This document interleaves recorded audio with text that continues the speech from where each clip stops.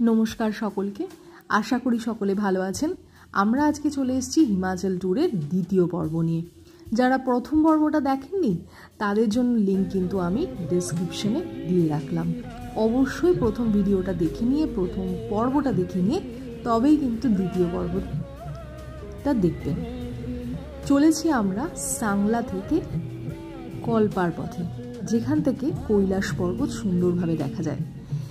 হিমালয়ের এই ভয়ঙ্কর সুন্দর রাস্তা দিয়ে চলতে কিন্তু ভয় ভয় করলেও দারুণ একটা উত্তেজনা পাওয়া যায়। এই উত্তেজনার জন্যই তো এই সুন্দর পাহাড়ি পরিবেশে যাত্রা করা, কি তাই না? আপনাদের কোনটা পছন্দ, পাহাড় না সমুদ্র?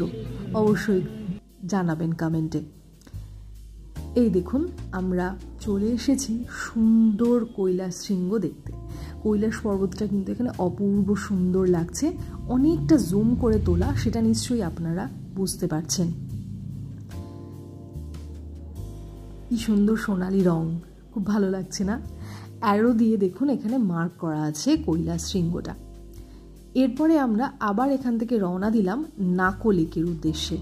এই হচ্ছে নাকো লেকের নামার রাস্তা।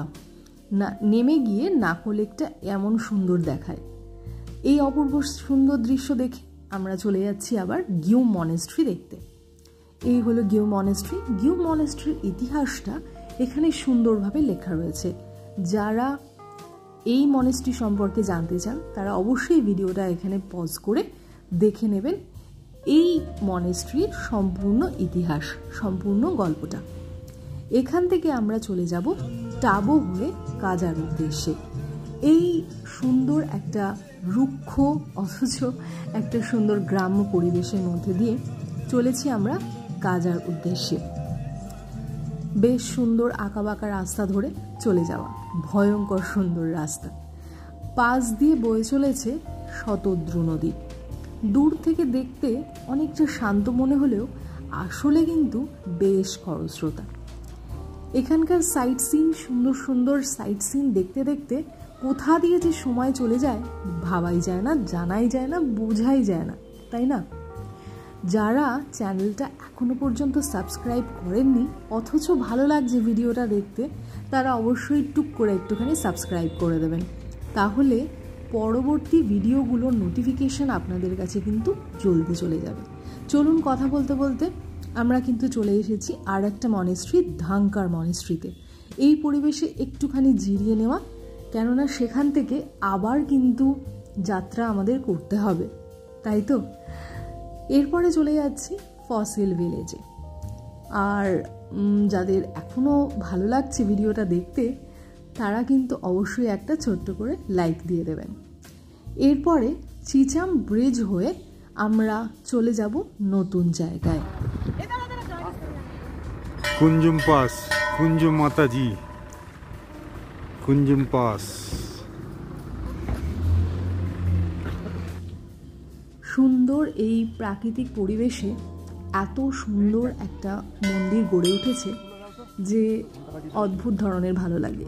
প্রচণ্ড ঠান্ডা, তার সঙ্গে একটা পাহাড়ি হাওয়া, কিন্তু মনে হয় থেকেই যায় এখানে। আমাদের এখানে যা গরম, কিন্তু তাও শুধুই তো এখানে ঘুরতে যাওয়া, থাকার জন্য তো নয়, তাই না? ইচ্ছা থাকলে উপায় নেই। তাই পায়ের তলায় যাদের সর্ষে আমাদের মতো, তাদের জন্য কিন্তু আবার ঘুরতে যাওয়ার নতুন নতুন ডেস্টিনেশন নিয়ে কিন্তু আমি আবার চলে আসব, যদি আপনাদের অনুপ্রেরণা পাই তবে। তাহলে আপনারা দেখছেন এখন কুঞ্জুম মাতাজির মন্দির। পরিবেশটা অত্যন্ত সুন্দর। আপনারা অবশ্যই কমেন্টে জানাবেন যদি আপনাদের এখানে যাওয়ার কোনো রকম ইনফরমেশন লাগে, অবশ্যই আমি আপনাদের সঙ্গে শেয়ার করে দেব। আর কেমন লাগছে ভিডিওটা সেটাও জানাবেন। পরিবেশটা খুব সুন্দর না?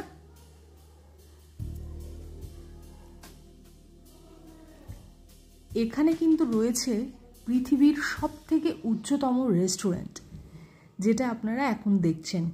আর রয়েছে উচ্চতম পোস্ট অফিস।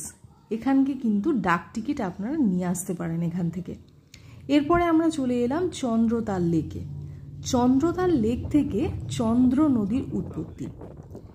এরপরে কিন্তু আমরা চলে এসেছি একদম ভিডিওর শেষ সময়, মানে আমাদের হিমাচল ট্যুরটা মানে পাহাড়ের অংশটা এখানেই শেষ হয়ে যাবে।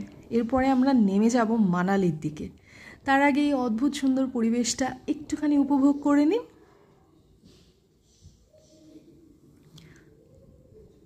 আর আমার ভিডিওটা যদি কোনো রকম উন্নতি কিছু দরকার হয় তাহলে অবশ্যই কমেন্টে জানাবেন। চলেছি আমরা অটল টানেল দিয়ে মানালির উদ্দেশ্যে। সেখান থেকে আমরা আবার পশ্চিমবঙ্গ, কলকাতা, তারপর কৃষ্ণনগরের উদ্দেশ্যে রওনা দেব।